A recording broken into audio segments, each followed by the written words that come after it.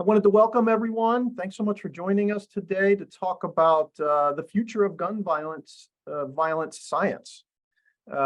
We have a really esteemed group, and I just want to thank you all for basically making the time to join us for what promises to be a very dynamic and constructive discussion. I'm Charlie Brannis, and I lead the Department of Epidemiology at the Mailman School of Public Health. I also direct our CDC-funded Injury Research Center, and I'm a member of the Columbia Scientific Union for the Reduction of Gun Violence, or as we call it, SURGE. Dean Linda Freed and the Mailman School of Public Health have been simply magnificent supporters of this effort and SURGE, as has Teachers College Columbia and the other 5 Columbia schools whose faculty are also enthusiastically part of the Columbia SURGE. The Columbia Scientific Union for the Reduction of Gun Violence, it's a mouthful, began nearly 3 years ago and has achieved remarkable progress in its mission to, quote, make scientific solutions to gun violence a top priority at Columbia and for the nation. The Columbia SURGE and its partners, some of whom are joining us today from universities and foundations across the nation, like the University of Michigan, University of Washington, and the Joyce Foundation. These folks have moved forward with us a remarkable collection of the historic achievements in the past few years. These achievements have and will continue to improve the ongoing crisis of gun violence in the United States. They include the first federal grant programs dedicated to gun violence research at the Centers for Disease Control and the National Institutes of Health. Historic, big deal. Also, the Bipartisan Safer Communities Act that puts in motion unprecedented evidence-based actions to protect our children, communities, and schools from gun violence. And I have to say, we're very proud of the new Research Society for the Prevention of Firearm-Related Harms that was recently formed and hosted its first meeting in Washington, D.C. last year with over 600 in-person attendees. Amazing. These folks included a great many early career gun violence scientists who attended in some ways to make up for what we're calling the quote lost generation of scientists that for decades were basically unable or restricted from conducting gun violence research in the United States. That pent-up demand for new science and new scientists will make for an even larger National Gun Violence Research Conference this year in Chicago, and we're honored to have 3 members of the new society's board on our panel today, as well as the Gun Violence Research Society's inaugural president, Dr. Sonali Rajan from Teachers College Columbia and the Mailman School. So it's an honor to have such an amazing group of experts for today's conversation on the future of gun violence science. Are we at a tipping point? When will we get to a tipping point? So please stay tuned, and I know Ted Alcorn will say this at the end, but please stay tuned for future Columbia SURGE webinars and presentations in the coming months and years that will tackle other key topics on the road to understanding and reducing gun violence in the United States. With that, I want to turn this over to Ted Alcorn, who is at Mailman, the School of Public Health, and teaches our course on gun violence in the United States, and is also an award-winning journalist who's contributed pieces about gun violence to the New York Times, the Wall Street Journal, and elsewhere. Ted, over to you and our esteemed panel. Thanks so much. Thanks so much, Charlie, for the great introduction. And it's great to be here with everybody for this event. As Charlie said, I'm Ted Alcorn, and I've thought about and worked in this issue for a long time, but the real expertise up here are the eminent panelists around me. So I definitely want to dive into the conversation, and I'm going to introduce each of them a little bit as we go.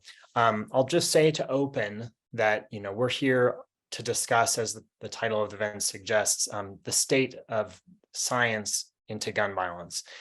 Both with an awareness of the history, but also really with an eye towards the future and towards looking at ahead. And I think, it's no secret to anybody here that this is an area of public health that was really marginalized for decades by funders, by politicians, But there's been a really remarkable thaw over the last few years as foundations, as philanthropists, as universities, and ultimately state and federal agencies have tentatively begun to really support basic science on this topic. And even when I got involved in this issue a number of years ago, the number of career scientists working on this topic could fit around a conference room table. And now, as Charlie said, there is a conference of scientists focused on firearm-related harms with upwards of 600 registrants. I don't know where it's at this year. It's huge. It's totally tectonic. At the same time, the problem of gun violence in the United States is extremely persistent. We had record numbers of gun-related deaths last year. And I think for all of the activity and the dynamism among people who care about this and are thinking about this, where the rubber meets the road, we have not seen a lot of progress. And so that's sort of a tension that I think we're going to explore today. And so we, of course, are going to take advantage of the panelists' time. The audience members who are here, though, please put your questions into the chat for the hosts and the panelists.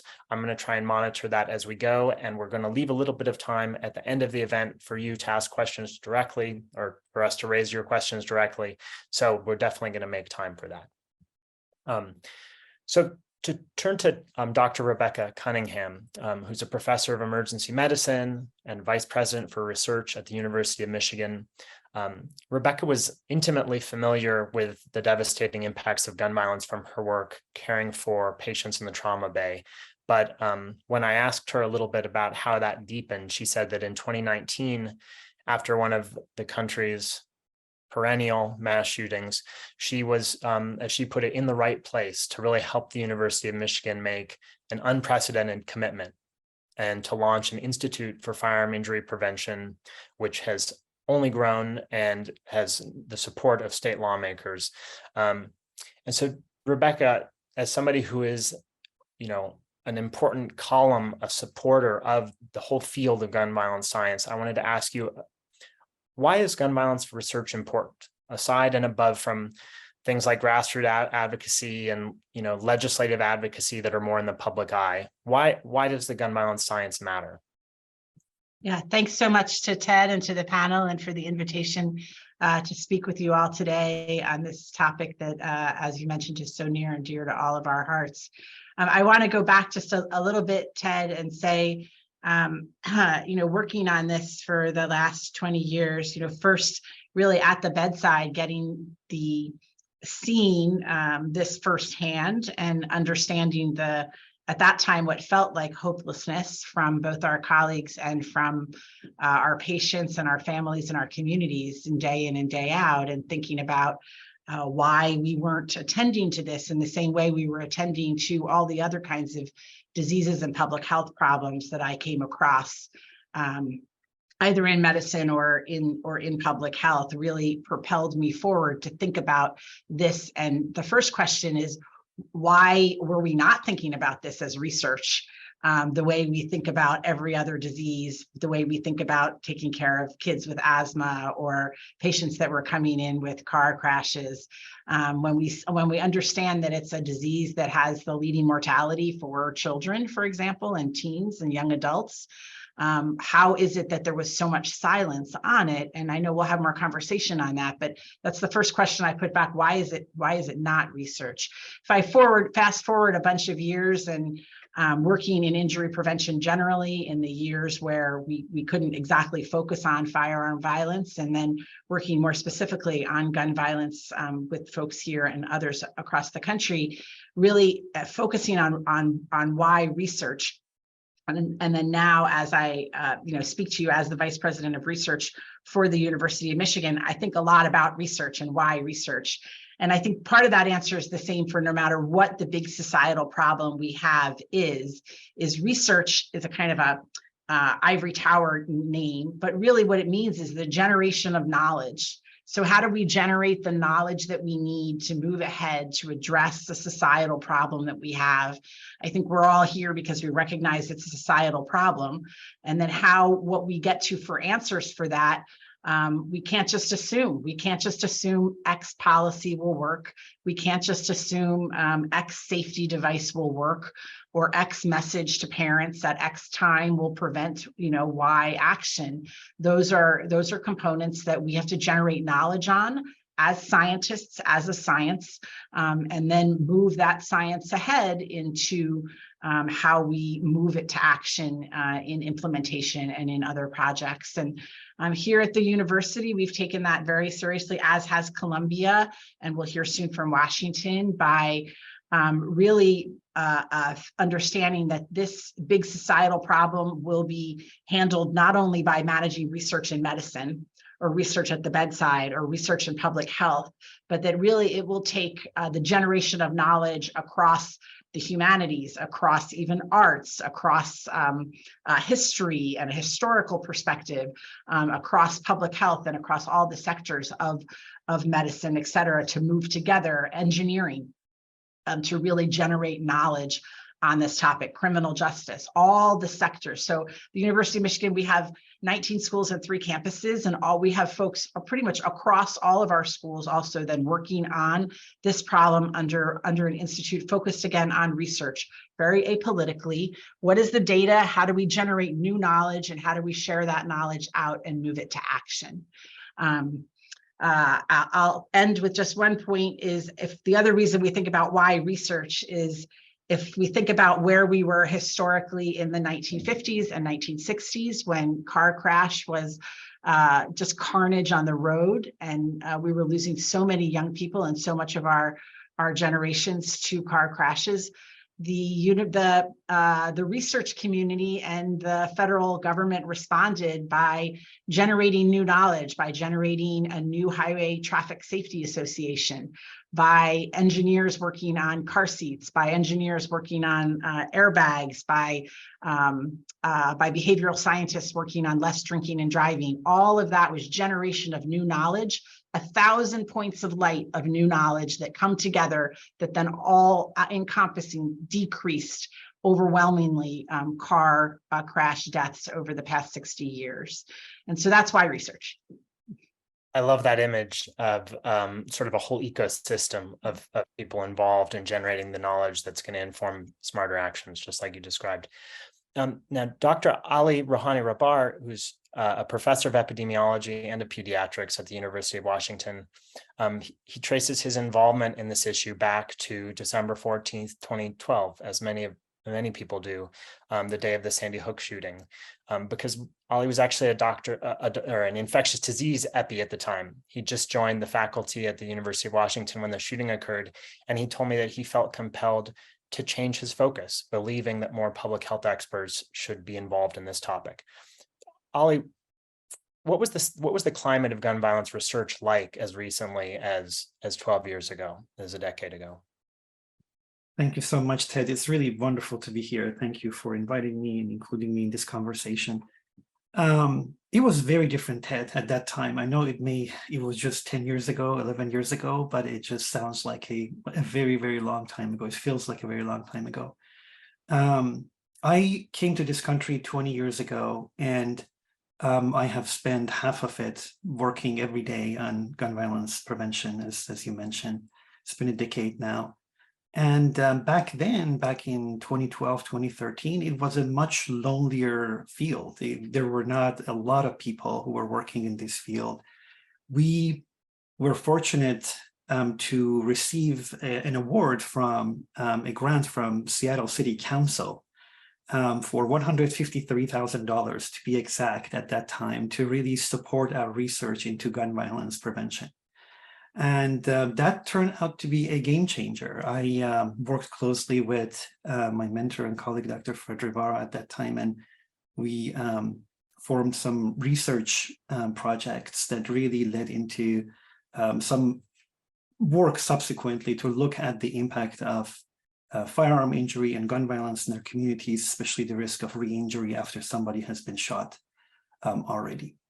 And then a couple of years after that, I was fortunate to receive an award from Arnold Ventures. But the reality is that at that time, until 2019, 2020, really there were just so few options, just a couple of foundations, and really not at the level of funding that we see here right now, which is still insufficient, but clearly very, very different. As you know, many master's students, PhD students, postdocs, trainees, junior faculty, typically they used to be, generally speaking, discouraged from entering this field some 10, 20 years ago, just because mentors were really concerned about how sustainable this field is going to be and whether it's a very, very big risk or not. Or maybe they can spend part of their time on it, but then the majority of their time on something else, for example, cancer research, cardiovascular research, or different types of trauma. And so that landscape has clearly changed. I have observed and have witnessed how that has changed now in the past couple of years with the infusion of more funding from much more diverse set of funders from, as you mentioned, foundations, philanthropy, state, municipality, federal government, and integrated healthcare delivery systems. It's a different landscape. It's so exciting to see the results of some of that investment already. And I always say that some of these trends that we see in gun violence in our country, of course, they are concerning. But the question is, if it wasn't for all the efforts of scholars and advocates, those who are working underground every day, what would have been the trend? What would have been the numbers? Probably much more and much higher burden. And even following some of the wonderful scholarship that has come out of these new funding stream, it's just really exciting to see that. Recently, just as one example, I was looking at a research article that really beautifully reframed how we think about gun violence to really encourage more asset-based or strength-based approach to gun violence research as opposed to the traditionally deficit-based approach. To really highlight, for example, when we look at things like collective efficacy in our communities, how it can create a protection against gun violence in many of our neighborhoods and communities that nullifies the effects of, for example, low socioeconomic resources or community disadvantage. So that kind of science, that kind of knowledge comes from some of these more recent funded projects. And the beauty of that is that it then directly informs policy and practice, because that reframing and that understanding, much more sophisticated understanding of why and how gun violence happens, really is critical to designing and devising effective and consequential intervention action, whether they are place-based interventions, whether there are community violence interventions that really work on enhancing social cohesion and collective efficacy. So I think it's an exciting, extremely exciting time with a momentum that has been gained, which if you had told me 10 years ago, I would never have imagined that such a day will come. But of course, the sheer burden of the problem is so huge that we need much more resources and many, many more people, I think, to be able to tackle it. Now, one of the foundations, really one of the only foundations to support the field during that sort of long drought was the Joyce Foundation in out of Chicago, Illinois. And Tim Daly directs the gun violence prevention and justice reform program there now, and as he has for a number of years, but he previously spent nearly a decade where the sausage gets made, working on Capitol Hill for both Congressman Mike Thompson and Congresswoman Elizabeth Etsy, who are just huge champions of this issue. Tim, what have you seen has been some of the turning points, both from your view as somebody in philanthropy and somebody with this sort of wider understanding of how policy changes? What has reinvigorated the field, or what are some of the touch points you think that have occurred? Yeah, thanks, Ted, for that question. And thanks again to everyone for inviting me and our panelists for today's discussion. And, I think you've hit on one of those key turning points already, which was the terrible tragedy that happened in Sandy Hook, Connecticut on December 14th, 2012. And, you know, a lot of people thought that would be a key moment in time where there would be significant policy change, that resources would change dramatically, that even this question of like, do we have enough research would potentially be addressed. You know, President Obama at the time even tried to start the process of awarding new research grants to be able to answer some of these questions. I mean, the sad reality is, however, that, you know, policymakers, my colleagues in philanthropy and others, you know, they become engaged at various points in time, and it's usually because of these terrible tragedies. And that was the first tipping point. I would say the next major tipping point, you know, really was in 2018, around the time of the Parkland, you know, shooting in Southern Florida. You know, that was similarly a moment in time where philanthropy in particular and some policymakers really started to question, like, what are we doing here, right? We thought we had a conversation about this in 2013, you know, following that tragedy in Sandy Hook. We still really haven't done much in the way of increasing investment. And that really was a point in time where I think policymakers in particular had a hard look in the mirror. And it was soon thereafter that Congress, for the first time in 25 plus years, awarded that $25 million annually through the CDC and NIH that Dr. Brandes was talking about earlier. And then I would say the last tipping point, and especially one that has motivated philanthropy, was, I will call it, the summer of 2022. You know, there were a series of high-profile incidents that, you know, starting with the terrible shooting in Buffalo, New York, at a supermarket, you know, followed soon thereafter by a terrible shooting in Uvalde, Texas, at an elementary school there. And there was a number of other things that happened. And there was really this moment where it just felt like this gun violence was happening all around us every day in ways that were completely unimaginable and unacceptable. And, you know, for philanthropy, we saw a significant increase of those in the field, whether they worked on gun violence and justice reform issues at all or not at all, to say, hey, we need to invest some money here in a much more significant way. I mean, the reality is that even when you add up all of the philanthropic support that has now started to materialize, and in addition to the Joyce Foundation, Arnold Ventures has been a really a significant and growing player in that way over the last couple of years. The California Wellness Foundation, the Robert Wood Johnson Foundation starting last year, and now even Kaiser Permanente, among others. You know, even then, if you round up all of that, it's important, it's necessary, but it's still not sufficient. Really, at the end of the day, philanthropy is still looking to our public partners to say, in order to really get to the volume of dollars that is necessary to get us over that tipping point, we're going to need public investment to be able to do it. And, you know, we can talk further about what that dollar amount may be and in what ways should it be spent, but we're starting to get there, but we're not there yet. Fantastic. And this is a field that has been very reactive in a certain way. The events in the wider world spur things forward in some ways that feel like events are out of our control are driving this, but you also highlight a number of the ways that individuals, agencies, foundations have actually taken leadership and helped push things forward in those moments of opportunity. Dr. Sonali Rajan, I would argue, is one of those people knitting this community together. She's an associate professor of health at Columbia's Teachers College, and she has a secondary appointment in the epidemiology department at the Mailman School of Public Health. She's also part of the renaissance of research in this field. And when I asked her of the various studies that she's working on, which was most near and dear to her, she had a lot of trouble answering, of course, but she pointed me to an NIH-funded case control study that she's doing with Charlie of nearly 700 schools to determine whether current school safety strategies are effective at deterring shootings. So something that's so practical and so present for so many parents around the country. Sonali, as somebody who's living through this, what do you see changing around you in the community of scholars working on this topic? How is the field doing today? It's a great question, Ted. And again, thank you all for being here and for the chance to be a part of this discussion with you all. You know, so I'll start with the study just very briefly. This is a NIH-funded study that Charlie and I are co-leading right now, along with a team of scholars and students from across the nation.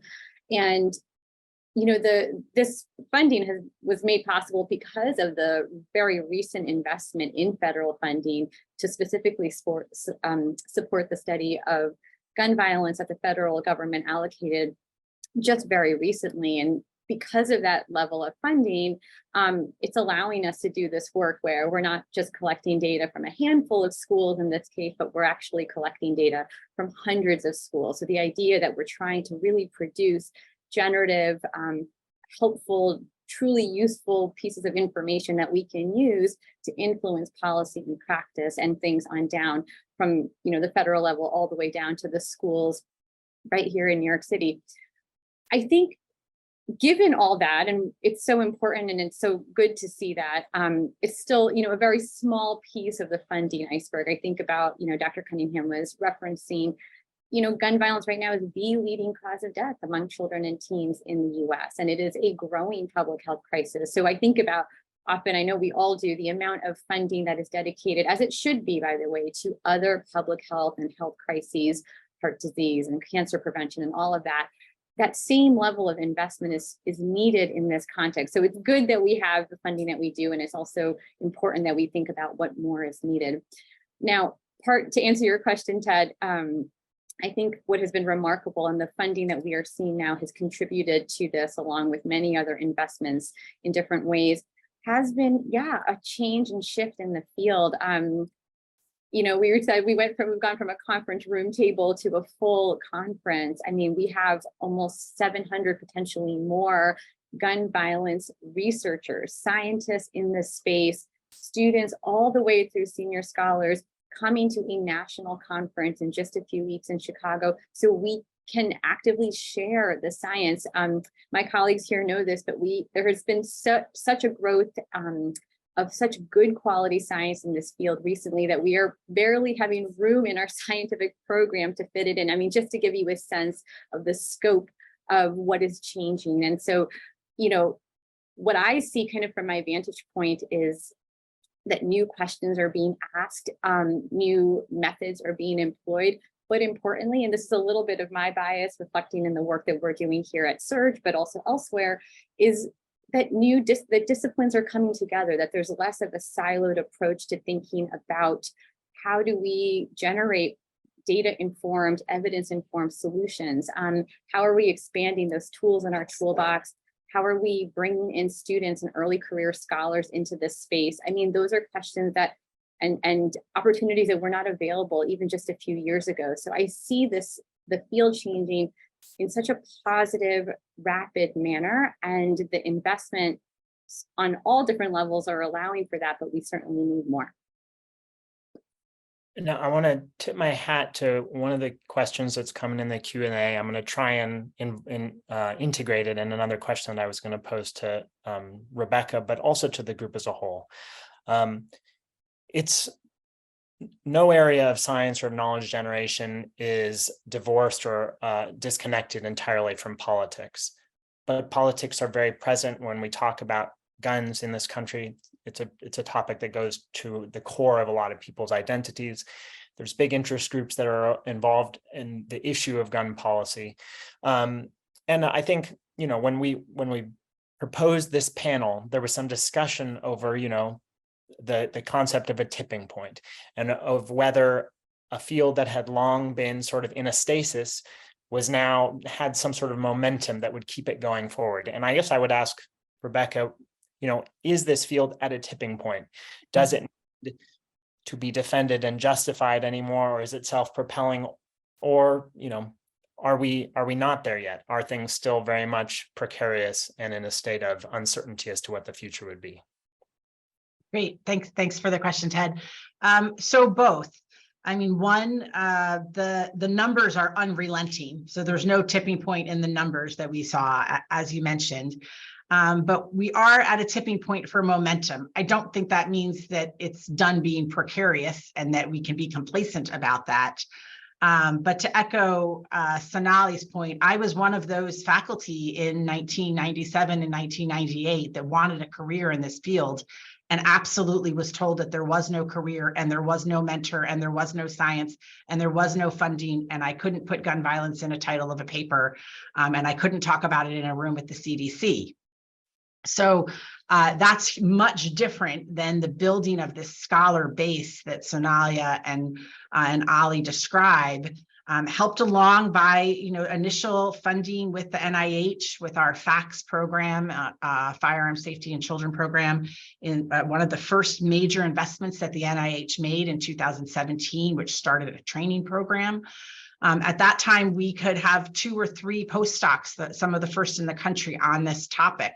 But those students continue, and trainees and early faculty who now are pouring into this field, as Sonalia said, with the barriers that we had not there, but they need funding. And the amount of funding that is present is still at that 25 million part, is still, even with wonderful philanthropy like the foundations, is still underwhelmingly not enough. If we think about as the country addressed the HIV crisis in the 80s, the kind of investment that the government made was on the $15 billion PEPFAR amount, and then compare that to 25 million for where we are in federal funding right now. So in terms of tipping points, I think we're past the point where our scientists and our students and our mentees are going to say that I can't study this.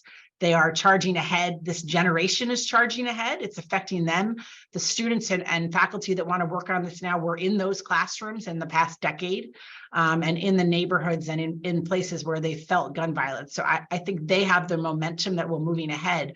But those dollars are not at the tipping point yet. And I liked that Ali referenced, $153,000, small amounts of money really help early projects and help a trainee get going and start a career and answer those first questions and then grow into something else. They are very motivating for them.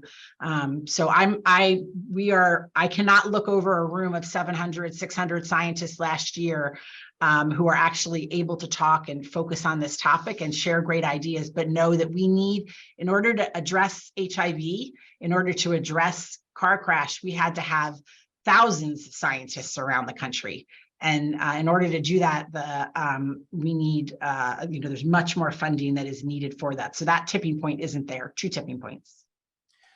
I agree entirely with what Rebecca was just saying. And to that point about like the funding gap, right? We're talking about Congress, being bold and funding at about $25 million annually for this purpose. I mean, depending on who you ask, some estimates say that should be really in the magnitude of $125 million annually, according to one research project that the Joyce Foundation and Arnold Ventures had commissioned a couple of years ago. And I know others, including your office, Rebecca, is thinking about, further research. Well, actually, it's probably a much higher number than $125 million annually. So you can start to see where the delta exists. And then so until you actually close that delta, you won't be able to get to the tipping point that I think Rebecca was just mentioning. And then meanwhile, you still have to concern yourself with the fact that the $25 million that exists also isn't on the sturdiest of ground either, right? In that there are some, in Congress now who are trying to reverse that.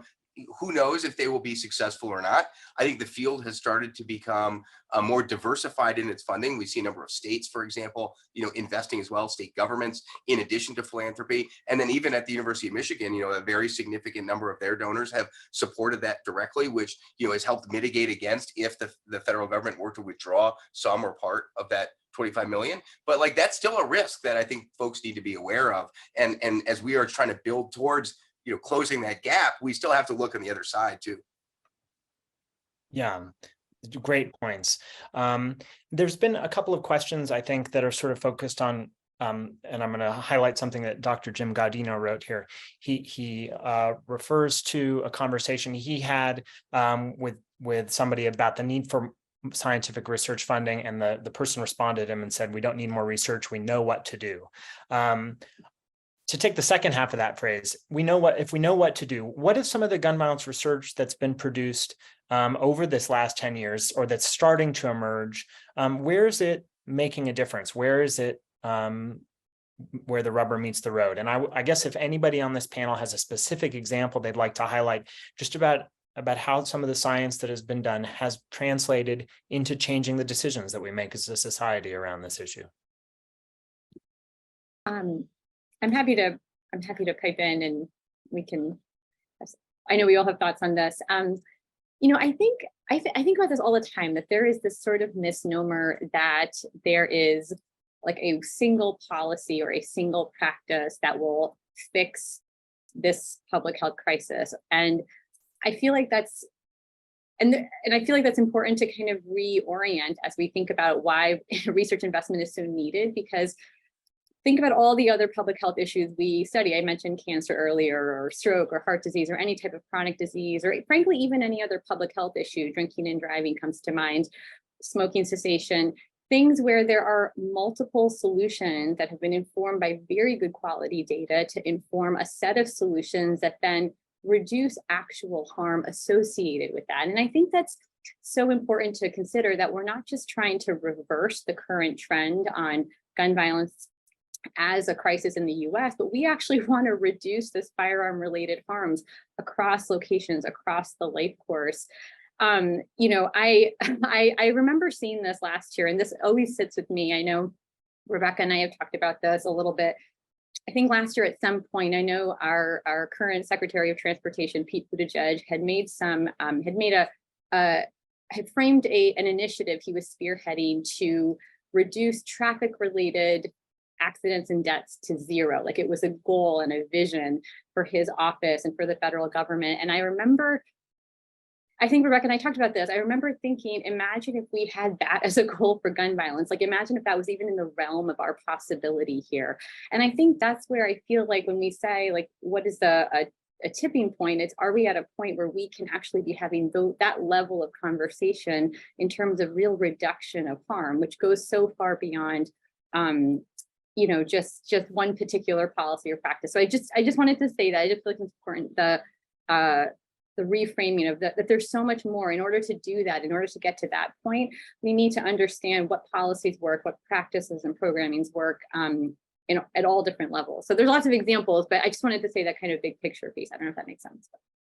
Ted, I'd love to jump in on that. I mean, first of all, if someone thinks they have a single answer and exactly how that could be implemented to do it, you know, let us know what that is. But that's not that clear, especially when we understand gun violence is many things. It's not like curing cancer, right? So gun violence is homicide, it is partner homicide, it is accidental shootings, it is suicide by firearm. It is all these different things, and all of those different things have a myriad of ways that they need to be approached. And I think it's also important in here to understand, and I think I saw a question in there as well, is we absolutely need to be working with our gun owners in this country. And they have great ideas, and many are very safety oriented. And that is who a lot of our work at the Firearm Institute here certainly is, with working in partnership with folks who own firearms and working on their goal also, where we have joint goals, which is we all would like to see our kids not injured and our families safe. And we often can get to then good solutions by things like better locked storage, how we get messaging out, you mentioned other research that's working, how we work with the older adults in our family who we take their keys away. Perhaps they need help having their firearms stored more safely before they get into trouble with them. These are things that we do in conjunction with good safety practices for many other types of injuries, and we also need to do with firearms. Yeah, I can go next. I think, so I echo everything that has been mentioned already. What excites me about this field, Ted, going back to your question, is that it is so close to policy. You know, when you think about different disciplines and different areas of research, this area of research could be so consequential and impactful because it's so close to policy. Now, for the trends, for the numbers, when we talk about gun injuries and gun homicides and suicide, for those to change, of course, it takes time. But impact has a broader meaning. Many things along the way could be improved in terms of people's health and well-being, that many of the efforts that are informed by research, those are actually exerting their effect right now these days. So a couple of examples. One, just going back to what Rebecca was talking about, I think we have a much better understanding of the spectrum of efforts that could create time and space between guns and individuals who pose harm to self or others. And by that spectrum, I mean spectrum on the voluntary basis. So on one hand, voluntary out of home, for example, storage practices or locations where increasingly we see momentum across the country, people working with gun owning communities and gun owners to really encourage this idea or promote this idea of temporarily out of home firearm storage for moments of crisis, for example, particularly for suicide prevention. And the other end of the spectrum, increasingly we are learning about, for example, ERPOs and policies, extreme risk protection orders and red flag laws. Of course, we need much more to understand their effectiveness. We need much more work to be done on implementation, because without implementation, none of those policies are going to exert their effect. But many of those have already resulted in a much better understanding and also action in terms of how to save lives. One of a series of research projects, for example, here in Seattle and in King County and broader Washington state, that really raised awareness about the relationship between unsafe storage of firearms and increased risk of unintentional and suicide death among teens, led to a new ordinance in the city of Seattle for safe storage. So that's right there is a translation of research to policy. And there are also many other examples within the community violence intervention with the momentum that it has gained, the body of research, especially in the past few years, that really has informed practices at the community level, at the neighborhood level, to improve people's wellness and health. Of course, we need much more time to really examine the effectiveness and implementation of many of these, but I really feel like in terms of impact and translation of this work to policy and action, it's very exciting because it's very much doable. And in fact, we have examples that have already shown that. Yeah, I couldn't agree more, Ali. I think your raising up of the extreme risk protection order and the community violence intervention strategies is a great example about how research has been converted into policy change, public funding, or otherwise. I think just one quick example of that, Dr. Brandis at the outset talked about how last summer, Congress did finally pass its most significant policy on guns in 30 plus years, the Bipartisan Safer Communities Act.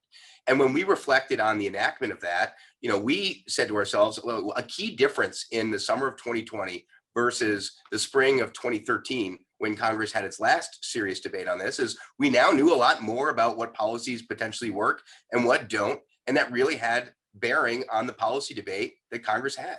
And Congress ended up following a lot of that research on extreme risk protection orders, on community violence intervention, to help inform the $750 million that they added, in the policy, to advance the ERPO implementation, and an additional $250 million for the CVI work. So I guess the point being that I think a key thing that was different in 2022 versus 2013 was the availability of that research, and that research did help inform that policy debate in a way that we hadn't seen previously.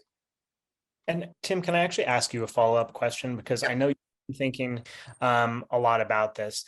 Clearly, as much as we would like our government to work in a really rational, meritocratic competition of the best ideas, I think it's clear and obvious to everybody that that's just not how government works anywhere in the world, or particularly in Washington, D.C. Nevertheless, the science, as you're saying, can inform decision-making in state capitals, in the national capital.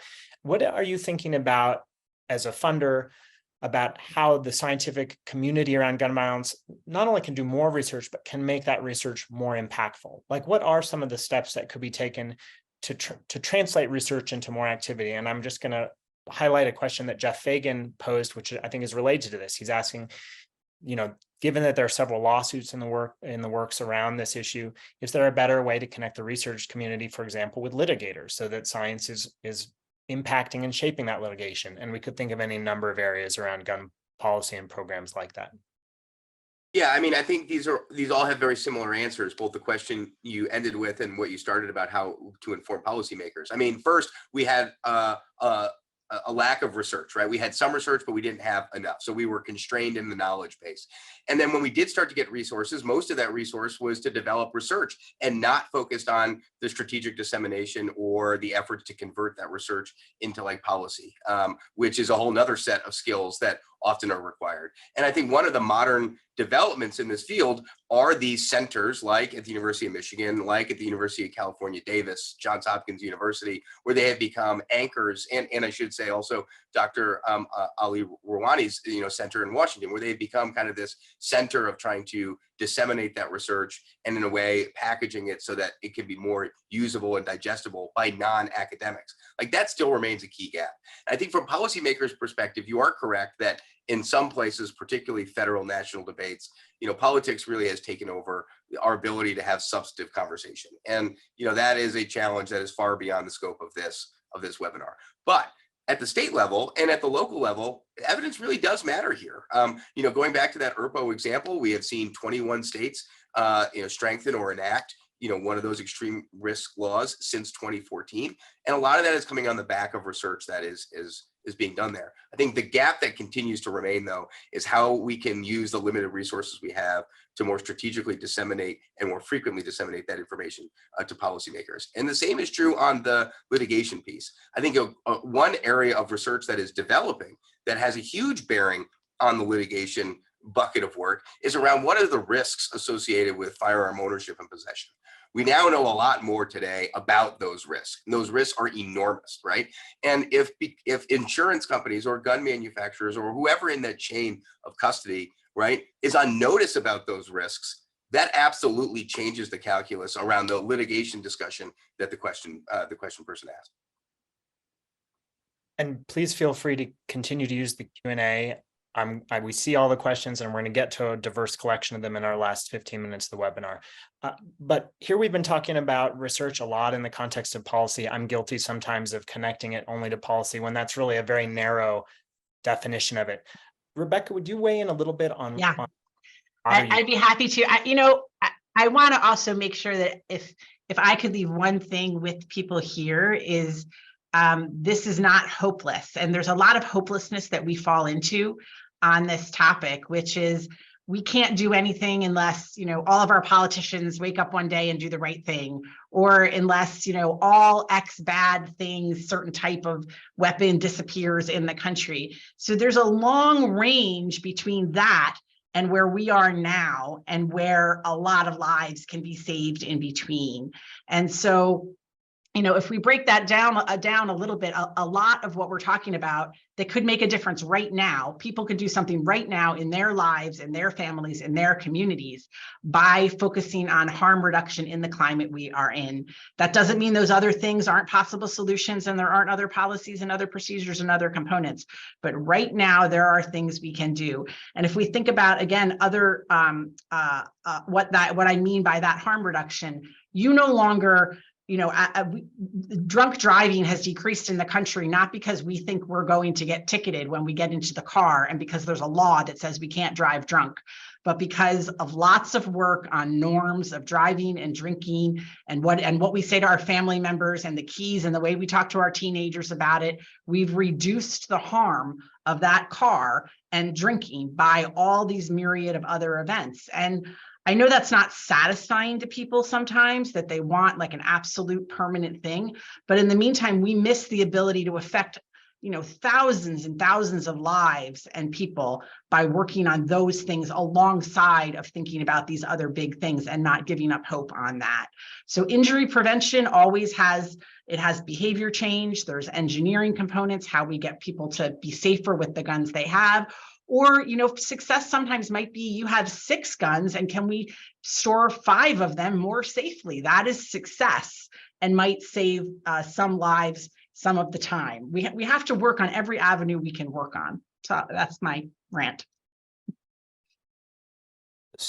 Sonali, what I was going to ask you, sort of what trends do you perceive or hope to be perceiving among the next generation of gun violence researchers? Whether in terms of the interests that are out there, or the kinds of backgrounds and training that they're bringing to the field, or the opportunities afforded to them? It's a great question. I'm just going to build off of what Rebecca was just articulating, which is this is really like an all hands on deck kind of situation, right? So we want, and I think this is what's been so nice about the work of SURJ, about our new research society, and I think about the field more generally, which is it is becoming very interdisciplinary in that you have school health researchers working with epidemiologists, working with criminologists, right? Really bringing together and trying to break down those silos where we historically we're all working kind of in our individual areas without necessarily thinking about, well, what is a better method we could use to answer this very difficult question, right? Or who are the stakeholders we should be bringing into this to ensure that our kids are not in homes where guns are being stored unsafely, for example, right? And what are the connections between that and what happens or the likelihood of a school shooting? So really trying to draw connections between the sort of big scope of this issue and recognizing that these firearm incidents don't happen in isolation, right? So when a school shooting happens, just use this as an example, since that's my area of work, when a school shooting happens, it doesn't happen in isolation, right? It's not just a child randomly wakes up one day, finds a firearm, and then goes to school. There's a series of events that have led up to that. There's a series of systemic factors that have contributed to placing that child at particular risk. There's a lot of policy factors that may have impacted their access to a firearm, but also so much in the context of prevention that could have taken place in their school and also in the community in which a school is embedded to prevent that from happening in the first place. And so when we start to collectively think about gun violence in this much broader way that again requires lots of imagination and creativity in its solutions and how we think about it, I think it allows us to expand what I often find is that public discourse to be very narrow in scope, right? We talk about specific policies, and that's fine. It's important, it's necessary, but we have to be so much broader and bigger in our approach to this solution because the problem is that vast. And I think that's where I see the field moving rapidly right now, and where I hope that we can draw on a lot of our funding sources, which often are siloed as well, along with our disciplines, to be a little bit more collaborative in that way. And when we see that happen, it works beautifully. And so I'm hoping that that's kind of the way in which the field will move forward in the months and years to come. I think, change happens at the margins. And this is a question I'd pose to everybody on the panel, because here we're talking about where we are and where we could be going. If resources materialize, if people continue to be engaged and inspired around this issue. And so I'd be curious, what would additional private philanthropic support allow you or your colleagues or your institution to do that you aren't doing already? Imagine for me a little bit what you could be building or what you hope to be building. Well, I'll be happy to jump in, and I think there might have been a question in there. Also, we need to continue to bring in diverse voices into the field. We need faculty and students and people working on this who have every range of life experience, from the very urban environment to the very rural environment, to gun owners and not gun owners. We're going to need all of those voices in. And one of the things that philanthropy is helping, I have seen be very successful in helping with, is helping to fund those early student dissertations, getting people, at the point of which Ali mentioned that somebody makes a decision, should I go study this in my training for my PhD or this? That funding early on can help keep them on this path and be part of the solution for going forward, help start those early projects on, and then also can help with what Tim mentioned in terms of, after scientists have even early findings, then how do we take those and get that information out to the communities where it can have the most impact in a meaningful way? And sometimes that's a different kind of funding, and that's not part of the original study, but that's maybe sometimes the most important part. We can't only do that because we also need to find the solutions and the knowledge, but we need both. And those are great ways philanthropy can be really impactful in science. I completely echo that. So I'm not going to talk about the particular topic or particular research project here, Ted, but absolutely what's needed is additional funds to develop those multidisciplinary, interdisciplinary teams, the way that Sonali mentioned, the way that Rebecca also mentioned, including the next generation, but also people who are already maybe mid-career or seasoned researchers, but they are not in this domain. But we can bring them into this to do interdisciplinary research, because without that, we really won't be able to truly and meaningfully address some of these challenges that we have. I mean, we don't have obviously time for going through all the details, but just a very good example of that for the necessity of creating interdisciplinary teams within this area of research is the Supreme Court's decision on Bruen. When Bruen was decided, it's very clear now for all of us in the field that we need scholars of law, historians, people who work on theory, and also empiric researchers to work together to be able to answer questions that are now posed in light of the Bruen decision. So that's a very concrete, clear example of the necessity of forming these teams to be able to move the field forward. And I cannot echo this point emphasize more than how important it is to bring junior investigators, colleagues who are just about to start their career, and especially people from communities that have been impacted by gun violence much more. Those need to be taking central positions in these collaboratives or collectives, because they are connected to those communities and communities know the answer.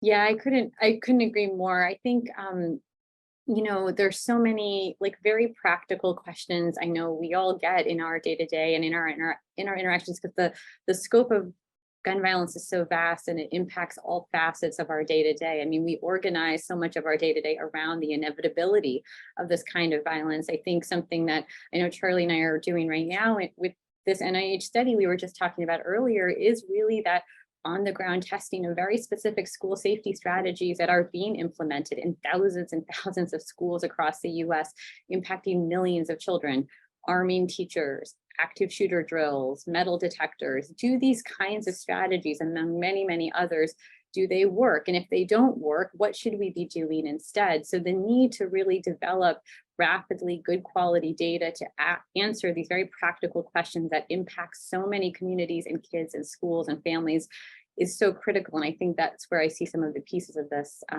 just being really important. I get the sense from the tenor of a few of the questions that we have a number of, I want to say, younger researchers, people who are perhaps still in school or just starting to work in research in their universities or in other institutions, asking, what are the questions that we should be asking? And I'd be curious to thread out to the panel, are there any areas where you feel like there's been either particular where they've been neglected more than they should, or where there's more opportunity than that's recognized, or if you just have other sort of general process advice for young and early in their career, but interested in this issue? I'll be happy to jump in. So for the the wonky scientists here, many of us actually developed a few years ago a research agenda that is still quite relevant, written by the Firearm Safety Children grant that we had, FACTS. So you can look that up. It has 100 research questions. All of them mostly are still unanswered. So you feel free to work on that and move towards it. But I think the great thing, I think it's a really exciting time to be a young researcher in this field is honestly because there are so many questions yet to be answered, so much low-hanging fruit for what we understand, and that when we find those answers can be immediately put in action, that can immediately start to work on saving lives in a way that if you're working on a field that has been so much further developed, you're going to have to get into much more difficult, nuanced answers. There's very basic things that we can do. I think one of the things as people are thinking about, one thing that if they're not a researcher that they can work on, that in their life they can do, in addition to continuing to advocate for this topic and talk about it, because silence is a problem, is that the most fundamental level is safe storage. Everywhere that your family is, everywhere that you are, all the guns that you own, how can you make them as safe as possible in the places where people might be especially at risk? And whether you're a public health department or whether you're a school or whether you're a researcher, focusing in on that is a fundamental place that we can. It helps with suicide, it helps with homicide, it helps with young children finding guns. It's sort of a base thing that we have. Again, we could do so much better on that than we are in the country. And if we could work on that, that would be a great place to start. If you don't know where to start, that's where I tell people to start thinking. I love that, Rebecca. I just was thinking about something that Ali said at the beginning of this, and it just resonated so much, Ali, with what I've been thinking about lately, along with others here, is this need for a more asset-based approach. So really thinking about the prevention of gun violence in all forms from an actual preventive approach. So much of our response right now is reactive, right? Everything is designed to react to a shooting because we're assuming that it will happen, and less so on preventing it from happening in the first place. So I would love, Ted, to get to your question, is far more resources and infrastructure and investment in understanding what happens years and well before the threat of a shooting is present, and what are we missing from that preventive piece, which I think requires a reframing of the problem at hand. But I think if we can do that, we would generate more in the way of productive solutions. And to jump in off of both Sonali and Rebecca's comments, I agree. And I will say the Joyce Foundation similarly, step back to say, okay, from our investments and others, like what are the questions that we would prioritize in terms of our funding? And in 2021 released a similar 100 questions report to what Rebecca was describing, outlining 10 different dimensions of gun violence that we think there are key open questions about.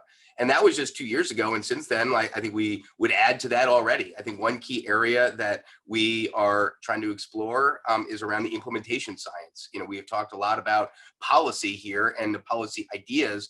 One of the gaps that we're seeing is then the implementation side of that.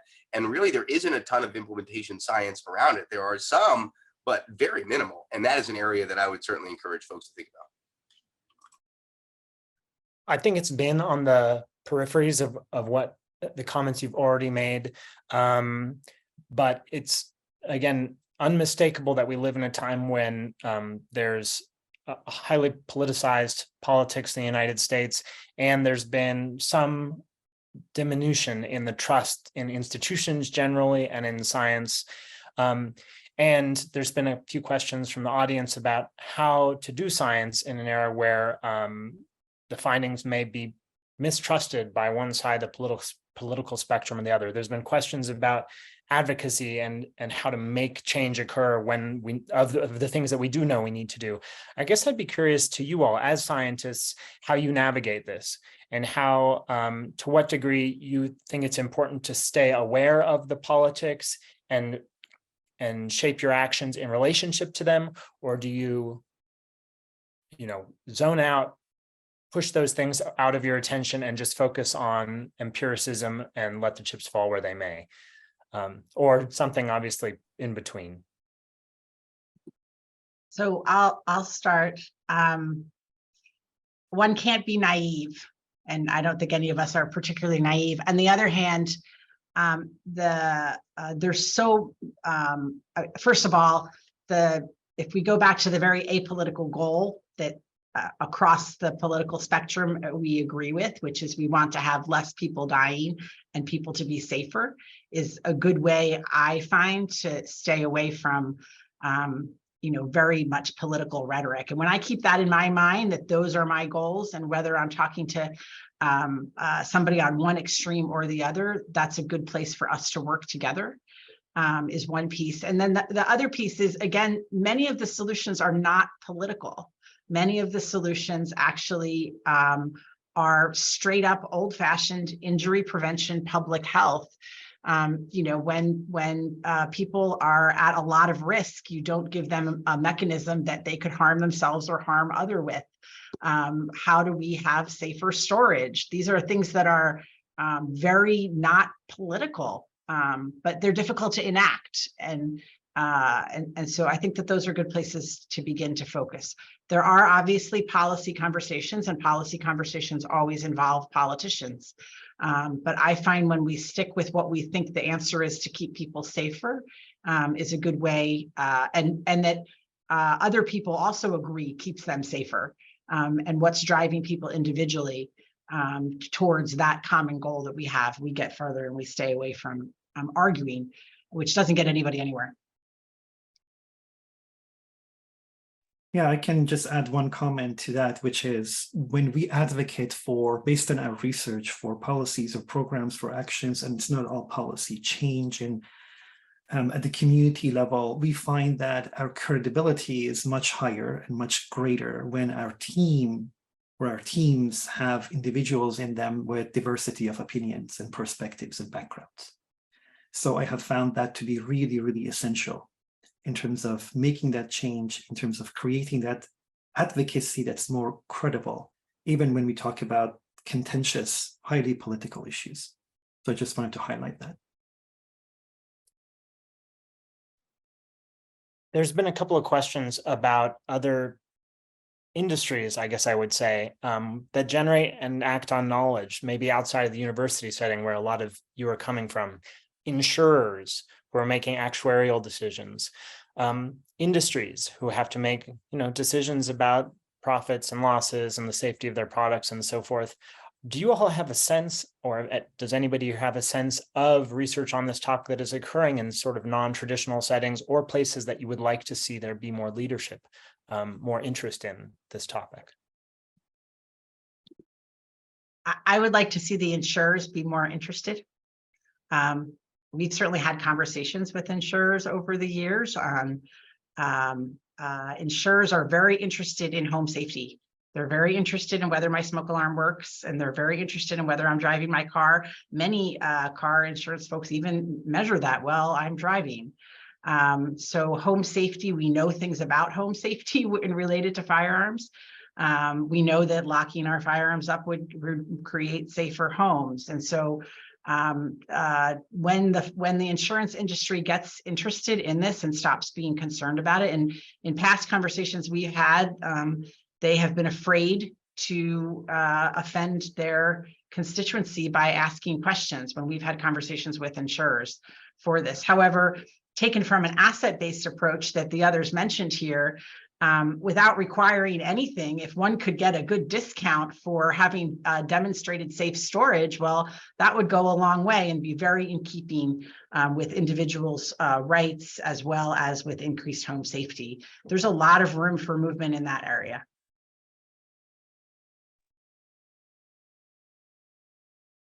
Molly? Yeah, no, I'll just echo what Rebecca was just saying. And I think something that I think is, and this is a little bit of an artifact of where my faculty position sits, which is in a school of education.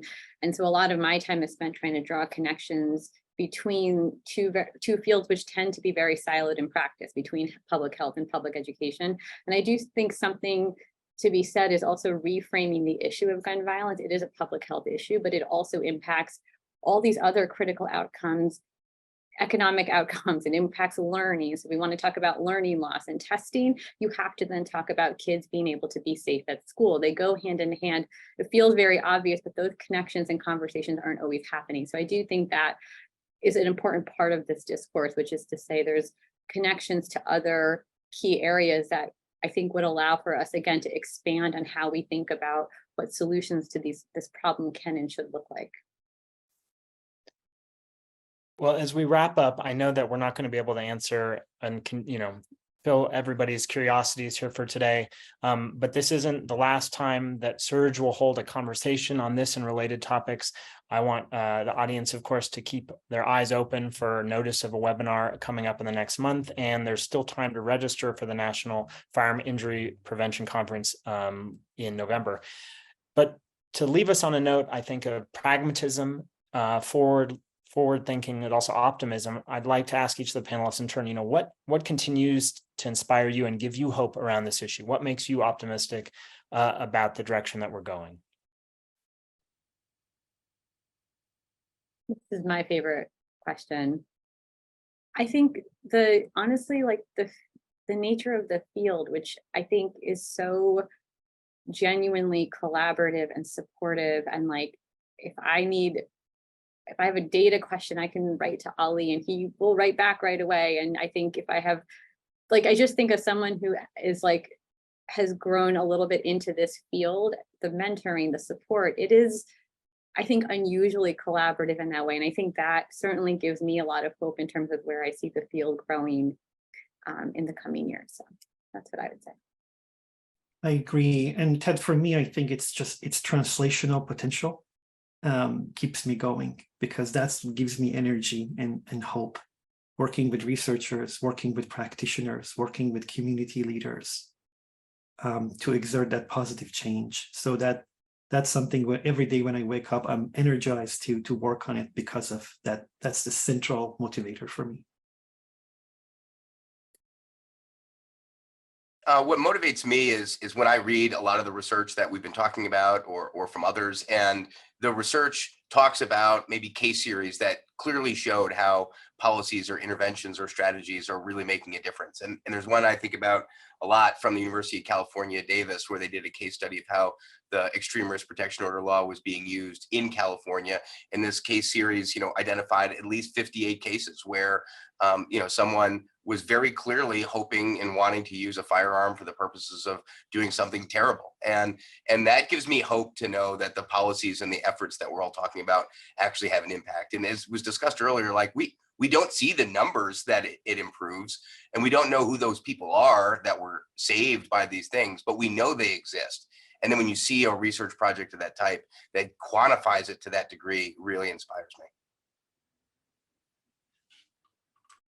Thanks. I love this question too. I think there's two things that give me great optimism and are inspiring for the progress that's been made in this field. One is, a decade ago or 12 or 15 years ago, when there would be a crisis or a shooting of some kind, I would open the paper and the language that would be used around it would not necessarily be science-based. And there would be no data quoted in it, and really hardly any researchers almost quoted in it either. And so there were a lot of myths just sort of thrown around at that point by journalists trying to cover a story with actually no information in the background. And now when something horrific happens, and I'm sorry that it does, but I can see that there's actually information coming forward and people speaking about it in a way that's evidence-based and informed. And that helps guide conversations, and that helps lead to other levels of organizational change that give me optimism right now. We have hospitals across the country, organizations coming together and speaking out. We have working collectively in moving their constituencies forward. We have optimistic things in the state of Michigan here, even at a time when our state government was divided, decided to fund our institute some to work on school safety. Because we could come together around common goals, because we were working with a common assumption on that there was something we could do, there was something we could do now, and that could be evidence-based. So a lot of hope. I think that's a great reminder that change is so gradual in some cases that it can be invisible. In terms of the language in a newspaper, the number of people in the audience here today, which would never have been achievable even a few years ago, or, sometimes change happens in a big moment. I know that office, the White House announced a new Office of Gun Violence Prevention, or is leaked as of yesterday. So change is absolutely occurring.